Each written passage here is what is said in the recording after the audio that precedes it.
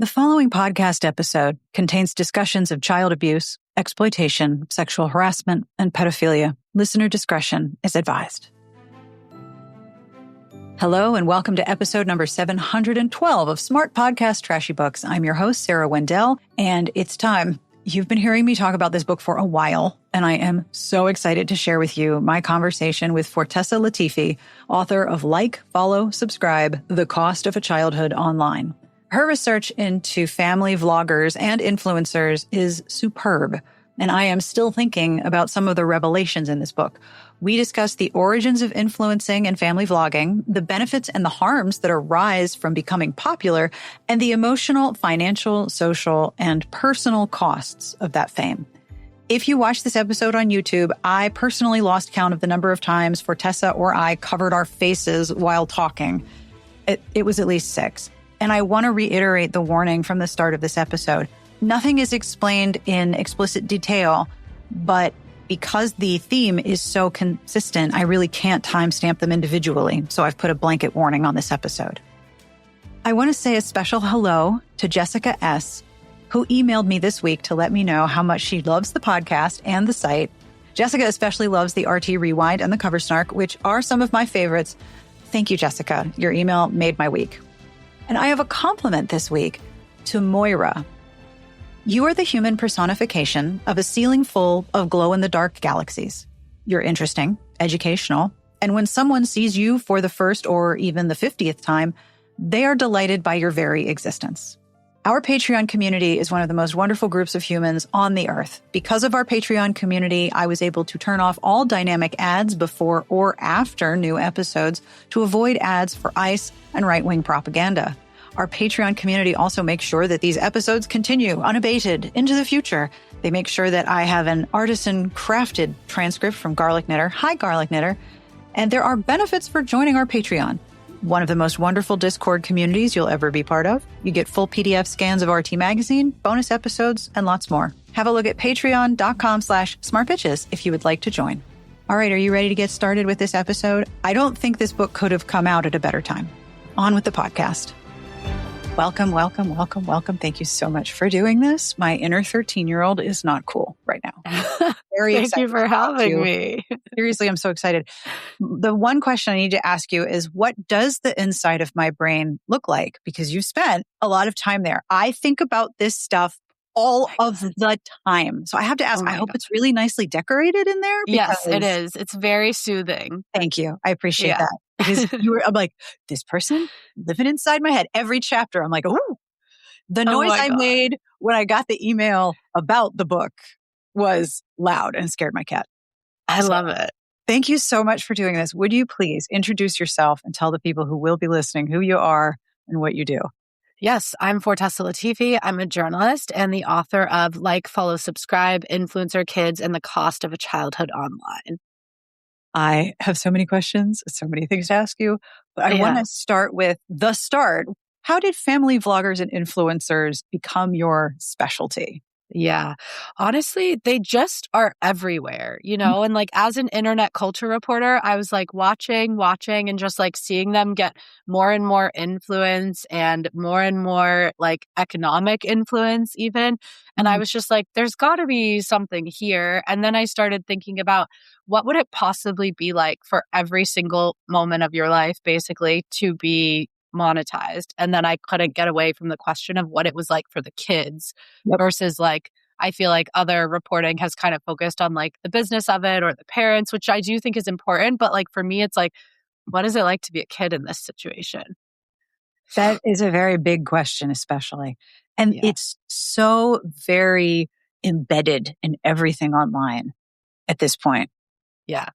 Everyone is doing some form of influencing. Like technically, I've been a blogger. I've been a book blogger for 21 years. I'm technically an influencer because I influence purchases, but I don't think of myself that way because that's a term that came after me doing this. One of the things I appreciated about this book is that you locate it very much in your experience as a new mom. Yeah. And I had a really interesting experience reading this because I am now an empty nester. Both of my kids are now in college. Oh, wow. And my blog started the same year that my oldest child was born. Okay, So my fascinating. blog and my parenthood were, side by And I side. don't think that's a coincidence. I don't think that's a coincidence either because I No. came up around the time of the mommy bloggers. Yeah.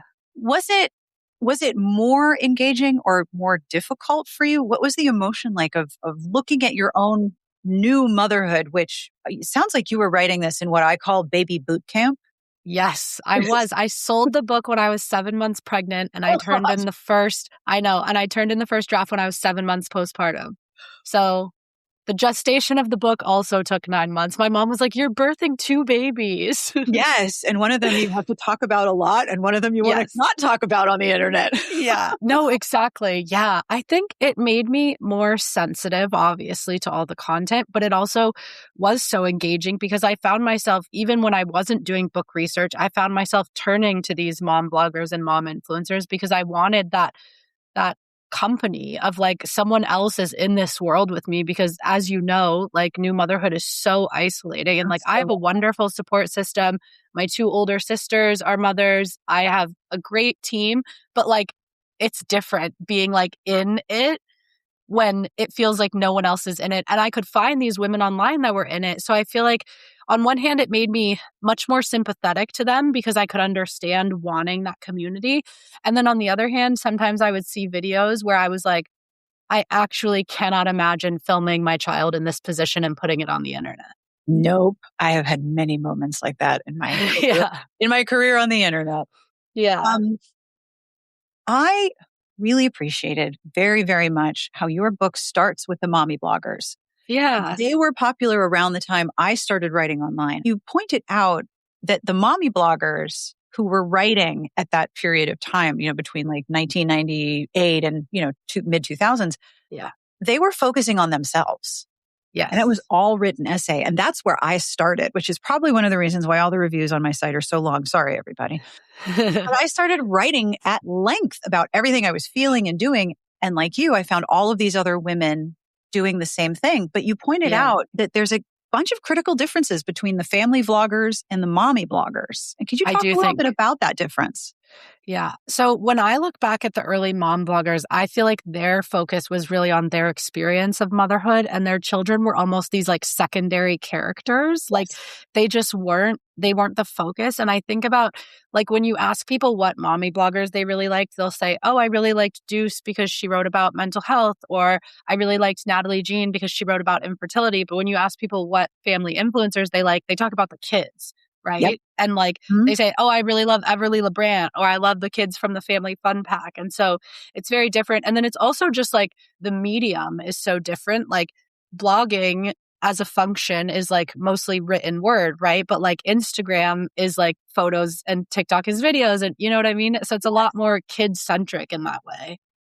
I think culturally there are major pivots in how social media has changed. So when I started, it was all text. And we had Yeah. Twitter and it was all text. And we had Facebook before Facebook really had a whole lot of photos. It was text. Well, then we Yeah. got photos and that changed everything. Then we got video and that changed everything even more. So I feel like there are Yeah. these 3 acts of how Totally. we are performing our lives online. And I mean, I am performing part of my life online. Sure. We all are, I think. Absolutely.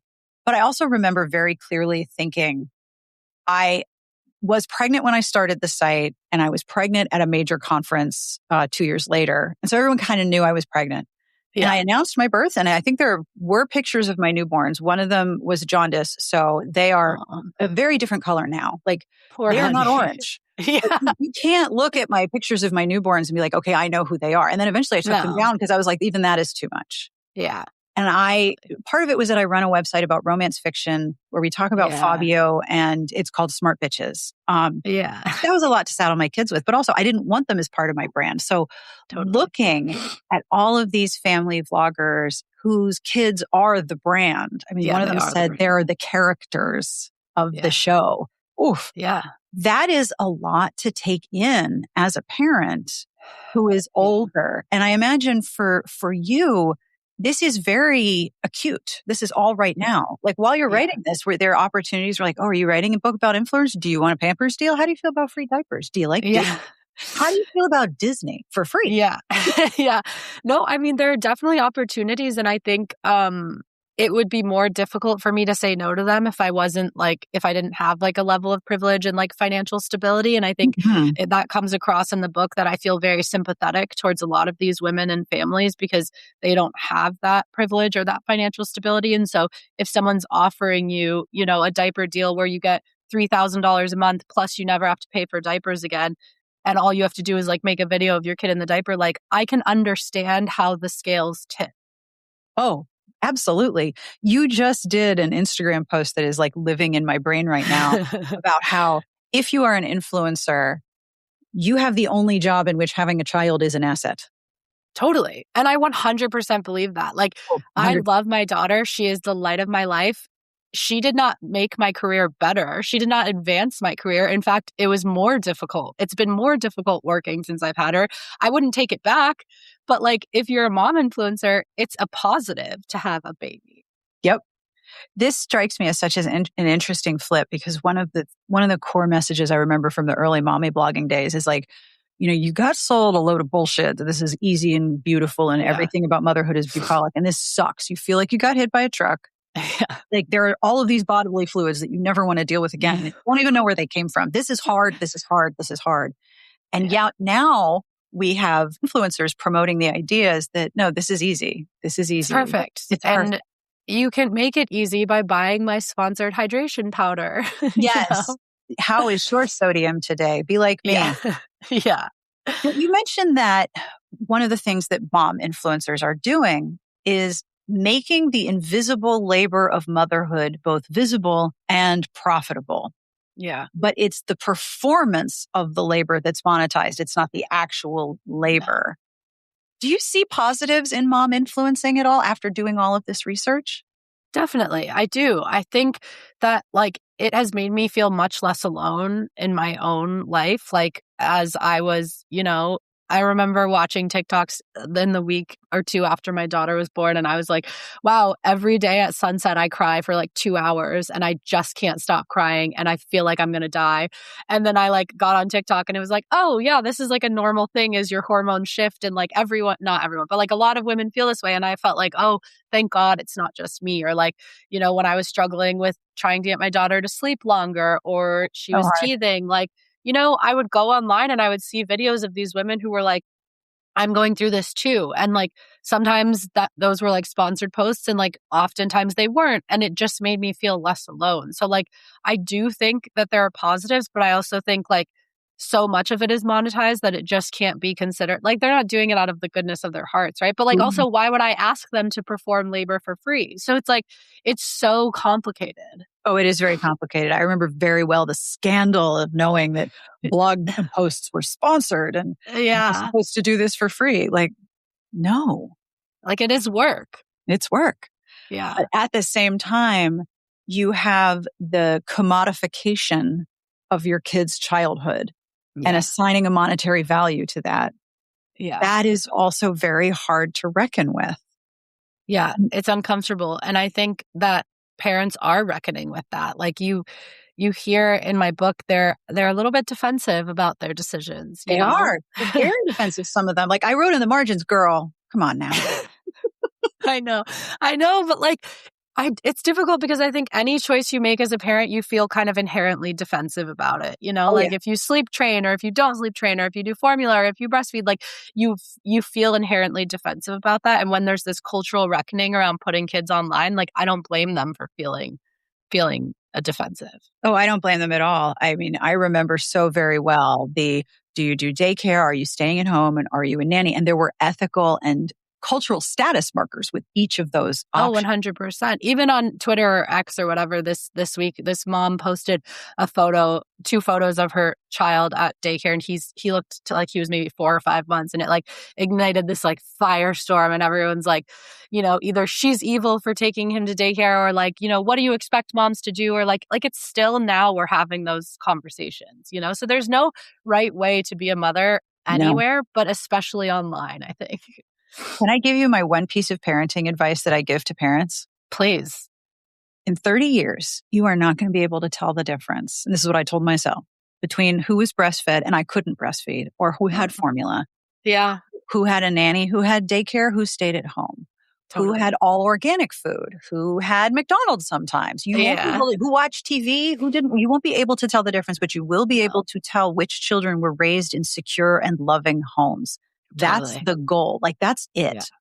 And Yeah. so looking at that through that lens, looking at the idea of influencing, I'm like, okay, well, this is neither secure nor loving. I will tip my cards and say, I personally am deeply against children being Okay. online. Yeah. The only form of generative AI that I support is the generation of children images for entertainment purposes, because the entertainment industry has demonstrated that it cannot be trusted with children. And I'm pretty sure the No. internet can't be trusted with children either. And so until those No. situations are improved, no kids online is my opinion. And I Yeah. understand I'm not in charge here.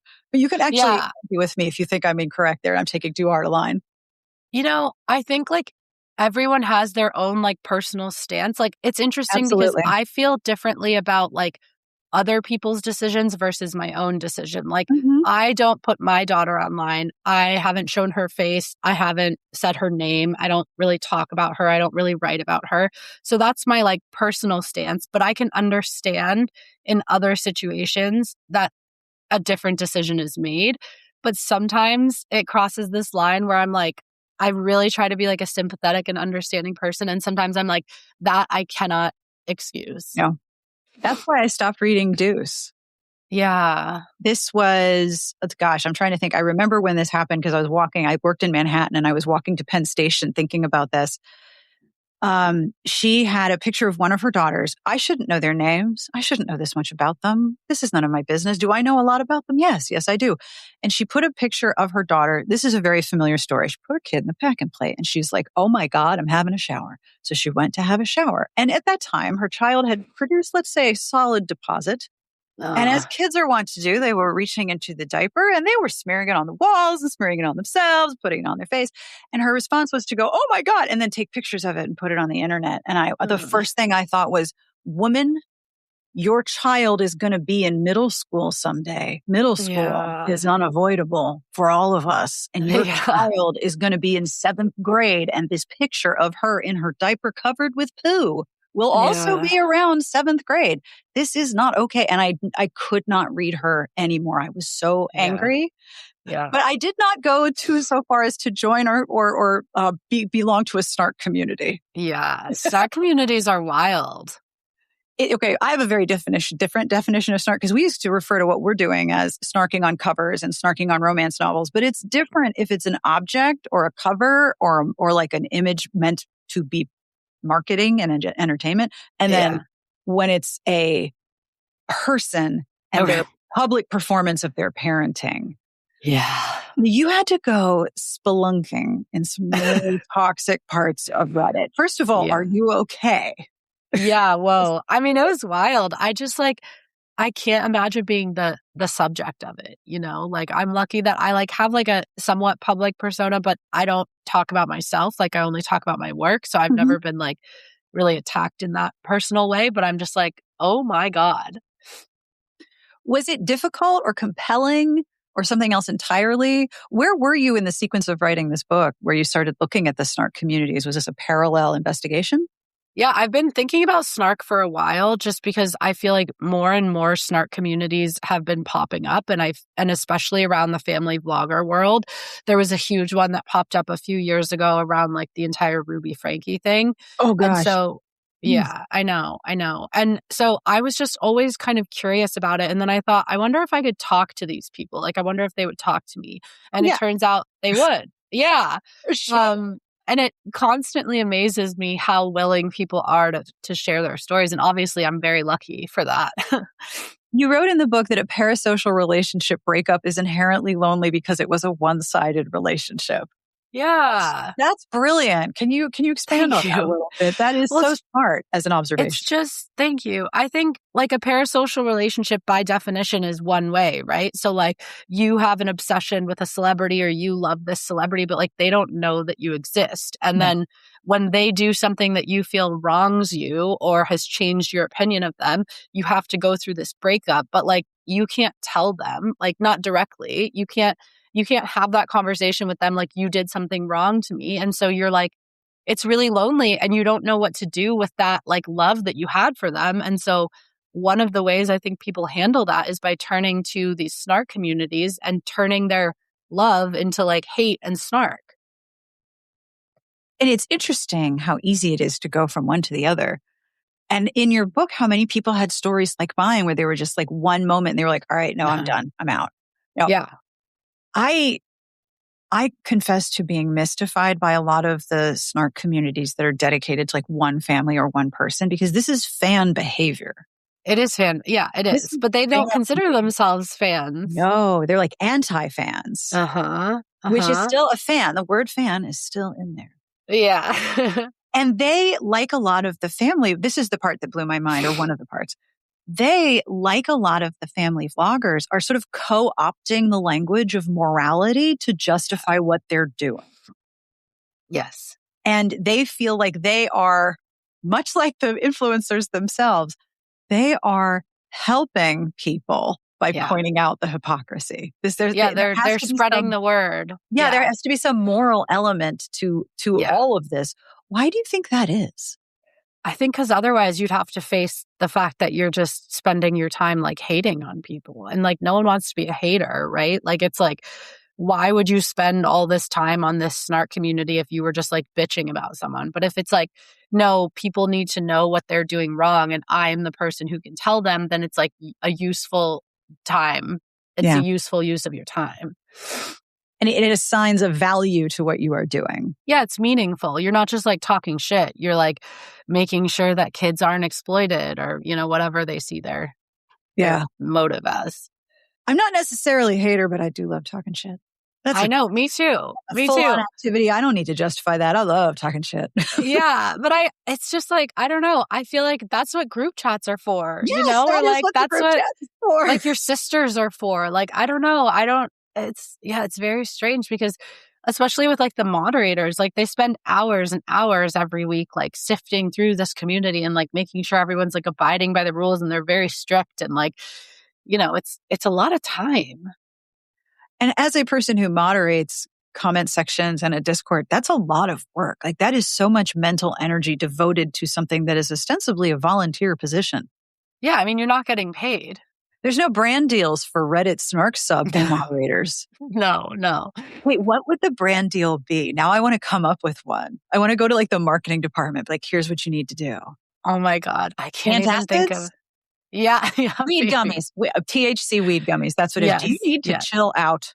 Yeah. Do you need to just relax? Yes.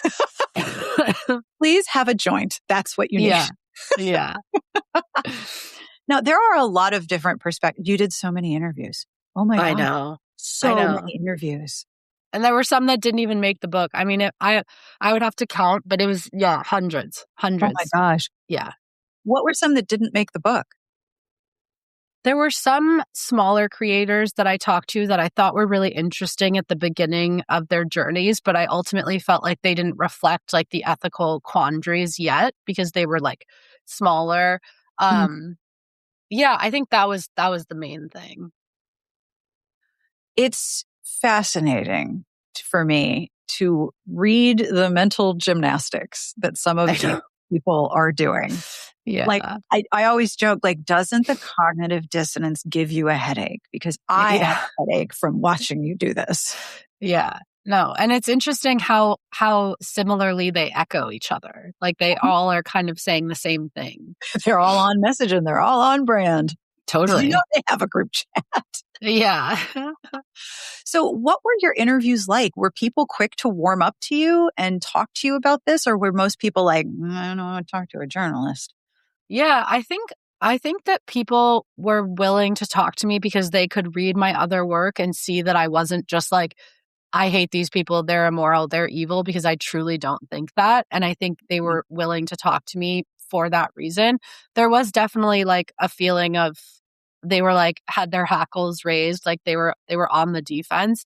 Yep. But I think it was helpful also that I was either transitioning into motherhood or I was a new mother at the time, so I could kind of like, you know, understand them on that level. I think it would have been harder if I wasn't a parent. But I think I'm constantly amazed by how much people will tell me. Really? Yeah, totally. Like, what are some things that surprised you? Do you have bartender pheromone? Do strangers too? I guess so. People have always liked to tell me things. Even when I was a kid, like people would just tell me secrets. Like, Yep. I don't know. Even like I have 4 siblings and I was always like the keeper of the secrets for like the other siblings. I don't know. But I think like one of the things that really surprised me that a few people are willing to say on the record is that I asked them what content does the best. And they said, content in which my kids are hurt or sick or upset. And I think that was really surprising to me that they were willing to say that just straight up. Oh, that makes me sad inside. Yeah, no, it's brutal. That's hard to take in. How hard did you have to sort of school your face during some of these interviews? Yeah, no, some of it was hard because I was like, what do you again, like so much of it, I feel so much sympathy and I truly can understand how if my life were different, I would make different choices. 100% But like, agree. I talked to this one mother, this one family vlogger who said that she had these like pedophilic comments about her 8-year-old daughter on like some photos, like people asking, like this guy asking to like see under her skirt and like just really terrible stuff. And then she told me, oh yeah, but I talked to my daughter about it and like whatever. And I was like, wait, you told her about it? And she was like, well, I really like value transparency. And like, I think that, whatever, like I thought that she needed to know. And I was like trying to understand, like telling an 8-year-old that. And I was like, okay, I guess I could understand the premise that like there are unsafe people on the internet. And this is why I'm taking you offline or whatever. Like, this is why we're making different choices. But there weren't different choices made. It was just like telling her that this had happened. And so that was like really difficult for me to understand because I don't know what the value of it was. I'm going to go out on a limb and say that was more for the mom than the kid. To tell it. It has to be. What 8-year-old is going to understand this concept? Yeah. And then how do you move forward from that? Like, okay, this happens online and it's really scary and we're going to continue posting. Like, I just don't understand what the next step is that justifies that, like divulging that. I couldn't really understand. I am as baffled as you. Yeah. Half my neighbors are like 8 or 9 and I cannot imagine. No. Yeah. That this is a thing you need to share with your kid. Oh, goodness. Yeah, I don't get it. Like, I really try to understand. I really try to be so empathetic and open-minded. And like, some of the decisions that were made by parents that they shared with me in the book, I just was like, I just don't get it. I don't get it. The money must be truly incredible is the only thing I can think. Yeah, I mean, it is for some people. It is. It's, hundreds of thousands or even for top people like millions of dollars a year, like people told me that they started and they made on one brand deal what their spouse or themselves made in an entire annual salary. And so it's like, again, I can understand how, especially in this like economically precarious time, how like you could look at the scales and understand like the way that they would tip. Like, is it a choice I would make? No, but like, I get it. I understand what you mean, especially with the sympathy, because I was reading the story that you shared about Becca Martinez, who was she a bachelorette? Was she a bachelor? She was a bachelor contestant, yeah. Thank you. I knew her from the franchise. Yeah. And she posted a picture of herself, we call double barrel breastfeeding one newborn toddler. So first of all, congratulations on your hand-eye amazing. And that's hard.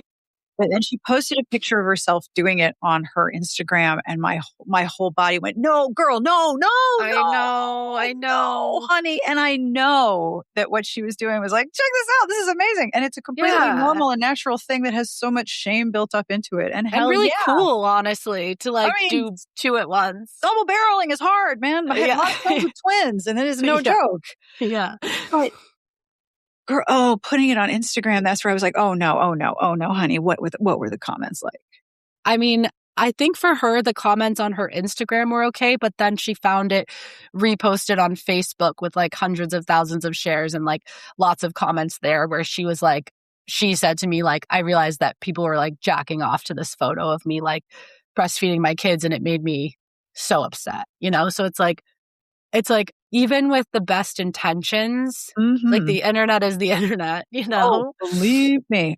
in the late 90s on my original blog, Yeah. I once wrote about the fact that I used to dance. I have large calves, and it was hard to find wide calf boots at that time. So I just wrote a whole Sure. essay about how this is basic thing that I want to buy that I can't buy because I have too much Sure. muscle on my legs. And Sure. that's really annoying. And so I started talking about calves and wide calf boots and why this to probably the end of that site, which I took down maybe 15 years later. I got email from people, and I didn't post pictures, wanting pictures of my calves.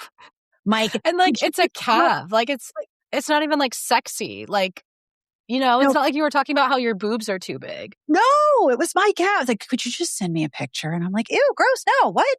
Like, you don't have to be in the picture. Just send me. I got so many requests. You should have made some money. I look back at this and I'm like, Sarah, you could have started only calves. No, You could have started only calves. You could have been the spearhead of a truly multi-billion-dollar industry.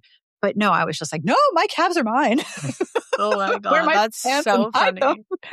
Yeah, I mean, I think you never know what people will latch on to, and that's the troubling thing when it comes to kids. And I think I just feel so even when I was pregnant, I immediately felt so protective. And there is the potential that the family bloggers are on one side, I'm on the other side, and a reasonable place would be to be in the middle. And I acknowledge that. I totally acknowledge that.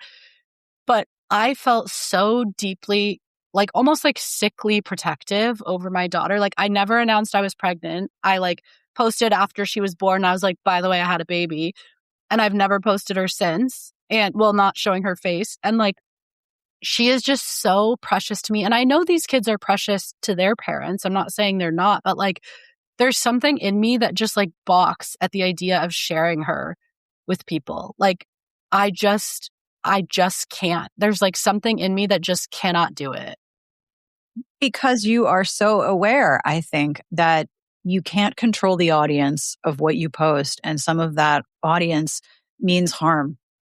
Yeah, they do. And I mean, I think I talk about this in the book. There was that bombshell New York Times investigation where they found group chats of pedophiles who were saying thank God for mom influencers because there's this constant stream of kid content. And that was when I read that story, obviously I think anyone who reports in this space has this suspicion, but I never wanted to be an alarmist or a conspiracy theorist. And then I read this story and it was your deepest fears come true, Yeah. Oh, yeah. And I struggle with that because I already feel frustrated and angry at some of the things that parents share that get put onto my feed.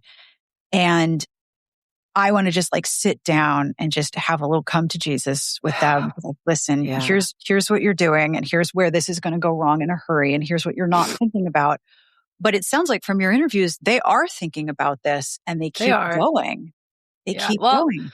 I think they're weighing, the positives and the negatives. A lot of the parents that I talked to said something that stuck in my mind was this influencer mom who I've had really lovely interviews with. And I think she's a really fascinating, smart person. And she said, I noticed that when I posted photos of my young daughter, I think she was 6, 7 at the time, in dance outfits, that they would get more saves and more shares and whatever. And then I said, okay, so what did you do? And she said, well, I decided to only share that content once a quarter, every once in a while. And I was like, okay, it's not that they're not thinking about it. The mental gymnastics. Also, I just need you to know I read that story aloud to my husband and he was just why? What? I don't know. I know. I just don't understand how you could know that and then to minimize the risk, you just do it less, but you still do it. I don't know. This was the same person who said, well, I can't control what people do. And if a pedophile took a picture of my kid in the park, I can't stop that either. And I was like, those aren't the same. No, it doesn't feel the same. Those aren't the same at all. That's super not the same. And other parents said similar things where they're like, well, someone in your family could be a pedophile. And obviously, it is more likely that your child would be harmed by someone that you know. But we don't even know the extent of like the way that children's content is being shared on the Yeah. internet. Like that New York Times story just blew my mind. And like it was something that I like vaguely suspected, but I was never comfortable like asserting because like I didn't have any evidence. Mm-hmm. And then the way that these mostly men, I think entirely men in this story, were talking about, thank God for these mom influencers, I was just like, oh Mm-hmm. God, no. And also, there's an inherent flaw to the logic there that if most people who commit sexual abuse are related to or close to their victims, Right. that victimization doesn't happen in a bubble. That person is also very likely consuming pornographic materials and looking Right. outside of their immediate circle for further, like, it's not like it operates in a state of isolation. The same No. person who's looking at child sexual assault materials is also the same person who may also do assault. And Like, I it's not like guess there's two maybe if separate they persons. really like got to the bottom of their logic, they would think that like maybe there's a consideration that like there's a difference between like physical assault and then like Mhm. digital assault, which like obviously there is a difference, but like you don't really want either, No. you know? And even if the even if the image to which that person is committing digital assault isn't prurient, that Yeah. person is still a victim. They're Yeah. still a victim of assault, Yeah. even if they weren't there and don't know that it happened. And I think with all these reports that you're seeing about the way that like AI is turning like regular photos of kids into like child sexual abuse material, like it just, and it's not only like influencer kids, right? It's like anyone whose like photo is online. And I do think like at a point, like there's only so much I can control as a parent. Like I know eventually, like my daughter will get older, she'll be in school. I'm sure like another parent will like post a photo of her or whatever. But like Mhm. my job as a parent, as I see it, is to like minimize her risk. Yeah. And like that is what I'm trying to do by keeping her offline. And like it is, I mean, I understand, like, it is kind of sad. Like, I obviously think my daughter is the most beautiful, charming, sweet child on the earth. And, like, Of course she there is. is a part of me that wants to, like, show people and be like, look what I made. Like, can you Right? believe how cute she is? A whole entire person. A Yeah. person is here. Did you see? I made a person. And she got ripped out of my stomach. And, like, look what we're, you know what I mean? Oh, But, like, it's just, it's just, it's just not worth it to me. It's not worth it. And I do think a lot of parents are trying to find that middle ground. So what I do is I have like my close friends list on Instagram that is like all like my girlfriends and like my close like family, people that I like would send photos to my daughter to, but I just don't have the time to be like texting them photos all day. right. So I'll like post on my close friends and Mhm. that's like the extent of it. And like my husband does the same with his close friends. And I think if it were up to him, he would probably be a little more lenient, but he like respects that I feel so strongly about it. And I do like kind of feel bad. Like I'm like, I understand that he wants to like share with like the people that know him, like how lovely our daughter is. But like in the like he trusts me and that I've made that decision. And I think that's a lot of what parenting is, especially in a partnership, is like kind of the person who has the stronger opinion. Yep. Like my husband understands my opinion, but I think he would be a little bit chiller if it Yeah. were him. Oh, yeah. Like he would post her once in a while. But My, maybe even not that because he doesn't really post much. no, that's not. I don't think that that doesn't sound like it's a habit or a form of communication like No, for other people. no. My sister-in-law was in college when Facebook was just for college. Yeah. So she has always been on Facebook. She has always had it. And she thought we were out of our gourds not wanting pictures of our children on Oh, Facebook totally. at all. Like not even one. I'm like, no, not even So one. was this back when your kids were little or like 2005 and 2007. you were ahead of the curve making that choice? Because that's only become a popular choice in the last like 4 to 5 years. I know. And I was the outlier because I wasn't posting pictures of my kids everywhere. But I had a couple of reasons for doing that. One, Yeah. and I want to ask you about this, they're kids, they can't consent. Yeah. There is no consent that is valid from them, and I have to consent for them. So like you said, I have to think in terms of protection. Yeah. I work on the internet and I write about romance fiction. So I get my share of sexism and dumbassery. Yeah. And I didn't think my kids needed to be connected to that for any reason. I might have made more money if it was, me and the kids and the romance novels. Likely you would have. Probably, yes. But there was also a third reason, and I don't think this makes a lot of sense now, but at the time it did. I got the internet in college. So between 93 and 97, Yeah. I got to show up and create my online identity. Yes. With No one made it for you. Nothing there before me. Yeah, totally. That was so influential into the person I have become. Same. Being able to connect with people all over the place who I would never have met. And the things that I've learned, even on Twitter, I learned a whole new vocabulary about social activism and sexuality. And I miss old Twitter so much. I know, me too. I miss Twitter. So X sucks. I miss Twitter. Yeah, it's the only thing I will dead name. No, same. I'll dead name that Twitter all day long. Yeah. I wanted to give my kids the opportunity to show up on the internet and not have me having littered their identity around for them. Yeah. I wanted them to show up to a blank slate and to not have me pre-establish who they are before they get there. Because that's not my job to tell them who they are. My job is to help them figure out who they are.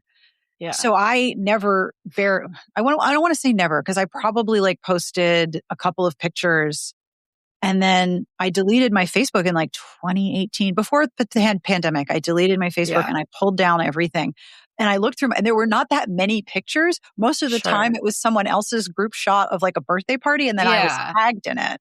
Yeah. Which I didn't get really upset about because you can't necessarily tell which one is mine unless they're holding a sign this child is theirs. No one's doing that. It's a very different thing to be a parent who has always had the internet, who has never not been able to connect with people. Yeah. And whose other friends who are parents are also sharing their kids. Do you ever feel isolated because you don't want her to be out on the internet? A little bit sometimes. I mean, I think I see peripheral friends that I'm I guess acquaintances who have also become mothers in the same time and they'll post things about their kid and I'll respond and be like, oh my God, my daughter does the same thing or whatever.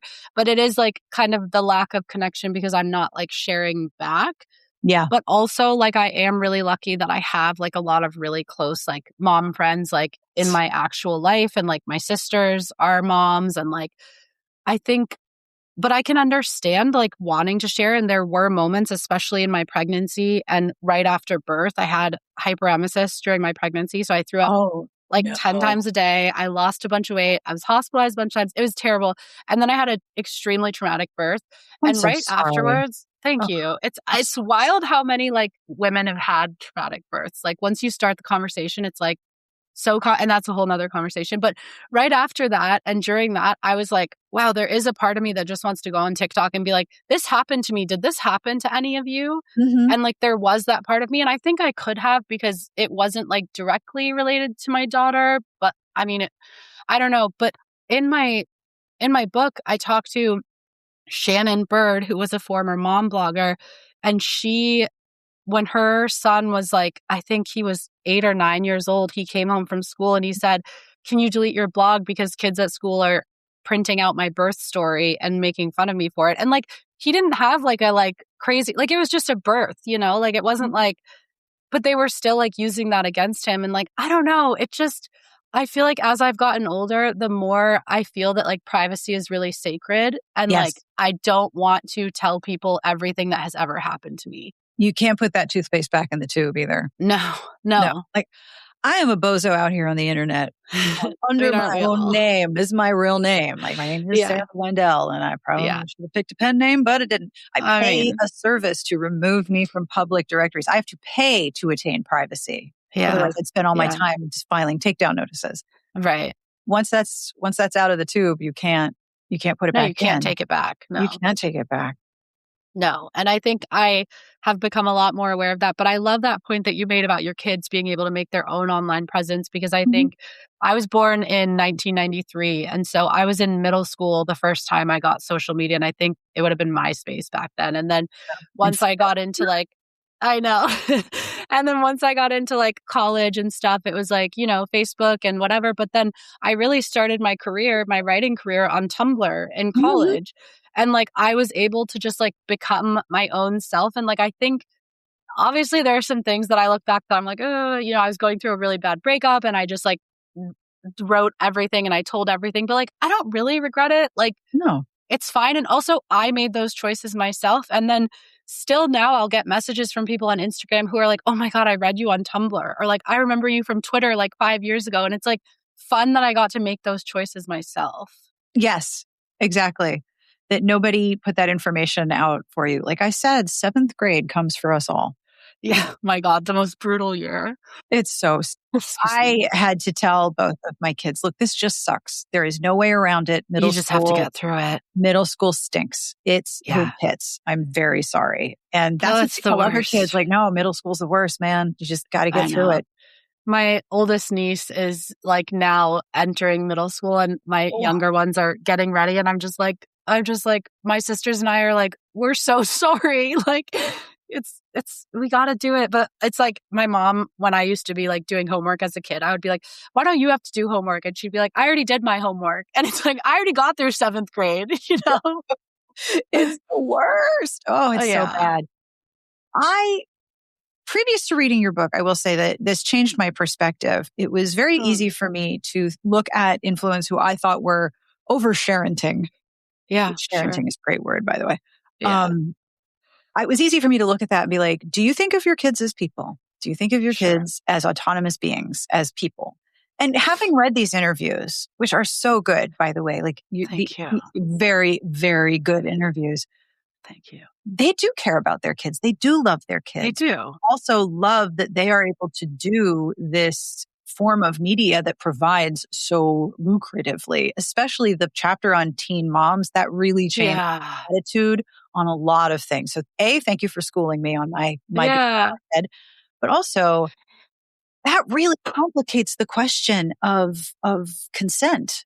It does. Because they are below the legal age of consent as well. They're kids and they're having kids and, you know, their parents are having to consent for them at their doctor's appointments, but they're consenting for their children. Like, it's just like a mind fuck. And like you said on Instagram, having a child is an asset if you are an influencer. Totally. Having an influencer career is one of the few options for women who are in that position where they have no support, where they have very little ability to make an income. Because once you have a child, well, if you're already a woman, you're making less. And if you're a woman of color, you're making even less than that. And then if you have daycare, you're making no money, like none. Yeah. You're probably in the red. And this is the best option for them. That is such an indictment of many things wrong with our culture. Totally. That the most vulnerable among us, their option is to get online and kind of sell their lives and share their children. And that's the way. And I think also, like, and I get into this in the book, I think our society's fascination with teen moms really says something weird about us. And I haven't quite nailed it down, but I do think one of the teen moms that I talked to said, I think people like to suffer. They think we're dumb little girls who got knocked up and they want to see us suffer. They do. And I do think that's part of it. I think we want to feel superior to someone. But as I said in the book, like, these girls, now women, are buying houses and cars and cash. I've never done that in my life. Who am I to feel superior to? You know, I'm 32 years old. I can't do that. Yep. And yet they are actually living a very opulent and wealthy life, some of them. Like, some of them, yeah, totally. They have an incredible amount of resources at their disposal now. The cost is no privacy for them or for their children. And I can understand now, especially having read that chapter, why that seems alluring.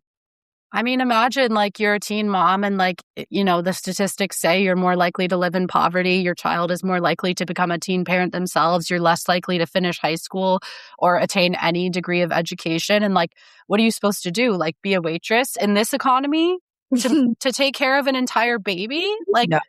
If I were a teen mom in this day and age, I would 100% look to TikTok and be like, I might as well give it a shot. You know? Yeah.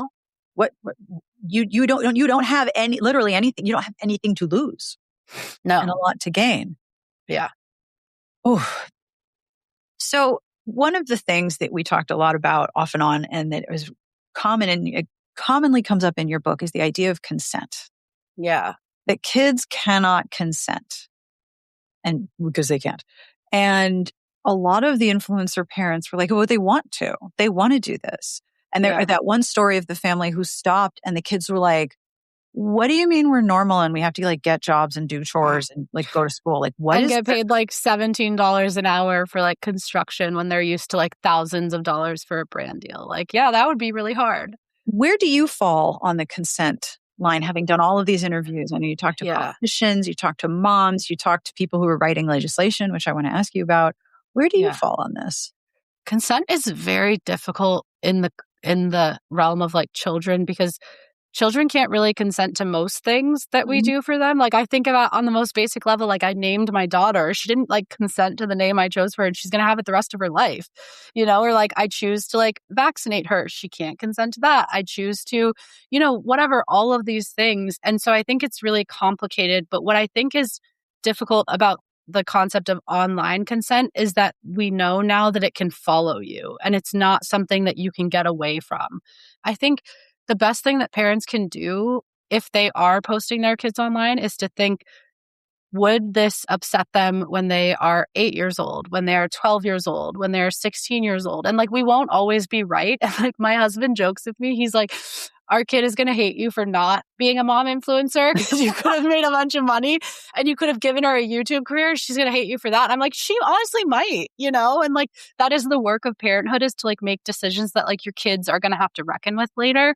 Yep. But I think the difficulty with the influencer kids reckoning is that it happens in public, because like I get to reckon privately with like whatever I think my parents did or didn't do wrong, but like they are in public.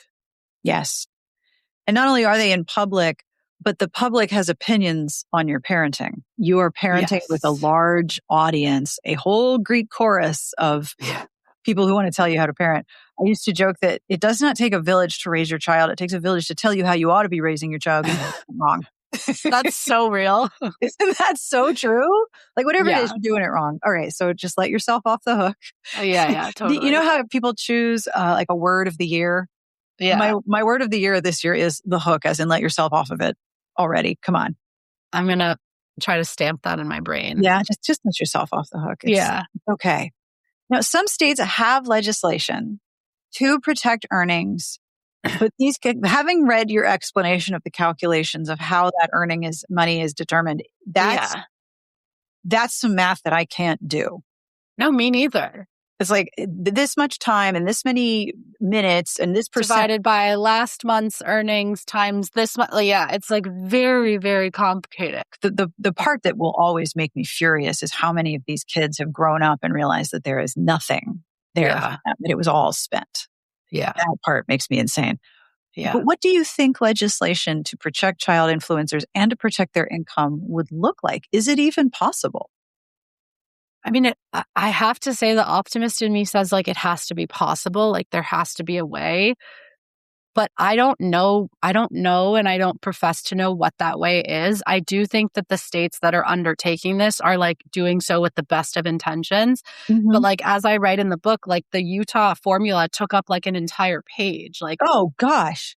And I think even a parent with the best of intentions, like how are they supposed to make sure that they're on point with that unless they have like a forensic accountant? So like, I don't, and like maybe the point isn't to like have the parents follow the formula exactly, but the point is to set something into law so that if the kids realize there is no money for them, that they have like the law backing them up. Yeah, they have recourse. So I don't know what the answer is, but I don't think we're there yet. No, definitely not. And if you're going to, I mean, who has the Excel skills to build the spreadsheet that's going to make those calculations? Not me.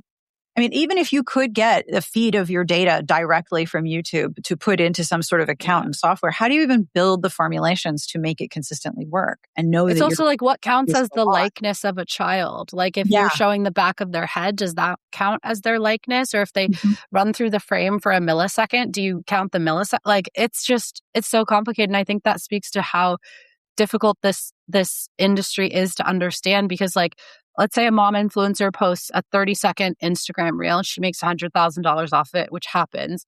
And a child is in it for 10 seconds. You look at that and you're like, okay, she made a ton of money, but it wasn't that much work. But how much work actually went into that 30-second reel? Like they could have been filming that all day. Which case, you know what I mean? Like who knows? Yep.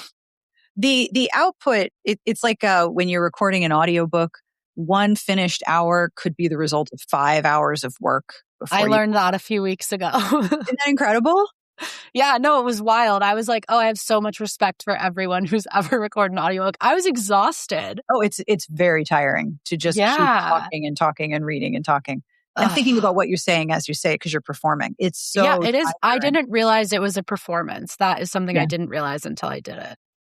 And it's interesting because in the realm of influencers, everything that they're doing is a performance, but they are selling it as real life. But it's all a performance. 100%.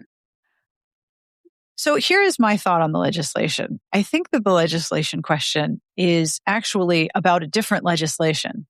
The solution, I think, to child influencer protection and protection of their income, that legislation would be universal basic income, free child care, subsidized health care, and the ability to not have to rely on this income so much that it's your only option to support your family. That is actually the legislation would solve a lot of this because there are influencers in other countries, but they are not as, to my knowledge, I haven't watched all of them, but they're not as, I want to say exposed and exposing as American influencers are. Yeah. I find influencing to be a uniquely American pursuit in that way because we never feel like we have enough. And we don't have enough in a lot of ways. We definitely don't now, like, so many of us. And so I can understand like looking around and being like, well, this is my best option right now. Yeah.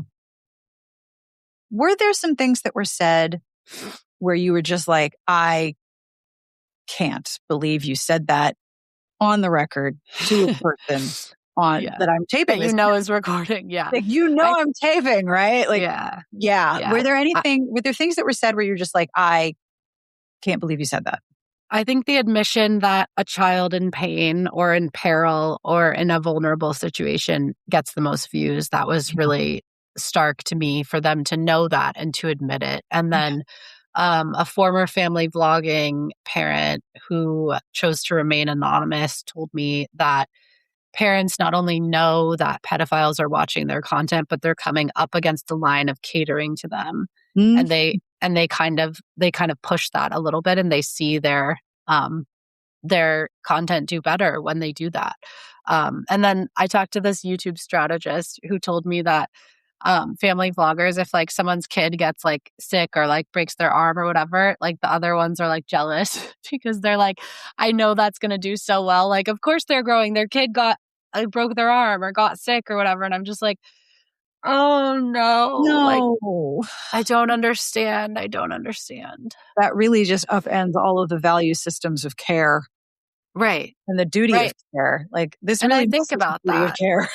Yeah, I think about that. Like my daughter's been sick the last few days and like she's been really upset and like having a hard time. And like I just look at her and I'm like, imagine if I was filming this right now. Like what would she's only a little bit over a year and a half old. If she were crying and seeking my comfort and I were filming her, I think she would like swat the phone out of my hand. Yeah. Like, I wonder what she would do. And I'm not going to test it, but I'm very curious. Like, I feel like she would be like, dude, what are you doing? And she's only a year and a half old, Speaking of kids and consent, no. Yeah, literally no. Yeah. No, you help. Yeah. One of the things that blew my mind that I was like, I can't believe you said that with your whole face was the family fun pack. I even wrote this down. We don't have a stopping plan because it's really unethical to just leave your fans in the dust when they've been following you for 13 or 14 years. That's the unethical part. That's the worry. That's the unethical part, is it now? Yeah. Wow. Yeah, I know. It is a real interesting sort of tense dynamic between empathy and sympathy. And I know. What the hell are you doing? I know the entire time. And I write about it in the book. I just kept like going through like from side to side, like trying to figure out, okay, maybe I can understand this, but this doesn't make sense to me. But, and it was just like constantly ping ponging. Like my mind was just like thrown the entire time. Yeah. I do like very much when you pointed out that people's arguments held no water. Thank you. This is the weakest argument I've ever heard. Yeah. Now, in a terrible, terrible way, I will say this is a interesting time for your book to arrive because it seems like we are still not fully able to talk about the content and the meaning of the Epstein files, how horrific they are, how many young people are being exposed in these documents. And you took a very close look at the really rough examples of exploitation and harm. Yeah. Do you think in your research that it's possible to have a reckoning in our society with how many pedophiles there are online and off? Do you think that we get closer to being able to acknowledge that? I think the difficulty there is that, like, if you ask any, like, person, they would say, like, pedophilia is the most disgusting thing on earth. But then again, like, we have all these redacted files, and we have Pam Bondi saying, if we prosecuted everyone in the Epstein files, everything would fall apart. The system would fall apart. And it's like, Okay. Sounds great. right, then let it fall apart. Don't threaten me with a good time. Yeah. Yeah. So, it's difficult sometimes for me to feel like, oh, people are really interested in protecting children. And I write about this in the book too, that, like, at some level, I think a lot of this is like misogyny towards, like, the women who are making so much money on this content, because, like, we aren't interested in protecting kids in so many other ways. Like we aren't outing the people in the files. We aren't passing gun control laws. We aren't passing, universal health care. So it's like, are you really trying to protect the children? Or is it like hashtag protect the children? You know what I mean? I'm going to hide my terrible doings behind the banner of protect the children when it's actually the opposite. Yeah. Right. And if you are truly interested in protecting children, that also comes with protecting their parents. Yes. Like, it's not just an isolated, like, there's a family unit. Like, we all need protection from this level of harm and, what's the word I'm looking for? Predation. Yeah, totally. But they're really, I mean, my hope is that your book pushes people a little closer to a much larger general realization of, hold up, this is fucked. Like, we need to address this. Shit is fucked. Let's fix. What do you want people to take away from your book? Oh, man. I mean, honestly, my dream is just for people to read it as closely as you did and to understand that, like, I really do feel a lot of sympathy, and I also feel a lot of ire and a lot of, like, frustration with a lot of these parents. Like, there are videos that I've watched that I will genuinely never get out of my head. And then there are also, like, stories where I'm like, yeah, you were living in poverty before this. And I think, like, to really understand this issue, we can't look at it as black and white. No. Like, we have to understand the nuances. And I hope that people take the time to, like, sit with those nuances. I think that's a really good, I think that's called the exegesis of your Yeah. I am essentially a books podcast. So I do always ask this. What books are you reading right now that you might want to tell people about? Oh my gosh. I am a big Ann Patchett person. Like, hell huge. Yeah. Like, who's not? Right. And I just read Run by Ann Patchett. And I think it's I don't think it's recent in any way, but I like requested them all on Libby, and it just came through. And I read it, and I sent it to my sisters, and we're all just like, we read it in like a day. So Ann Patchett forever. I read everything that she writes. She's coming out with a new book this year. I'm thrilled. So yeah, that's what I'm reading right now. You're both releasing books in the same year. Look at you. And we were both on the Washington Post list of most anticipated books of the year. Oh, so you probably got the last one. Yeah, I know. That made me so sad. I ordered a copy, and it's like the book section, and it's like, I was like, oh, well, bye. See you never. No, that's an artifact. You better preserve that because it's gone now. Oof. So sad. Oh, the worst.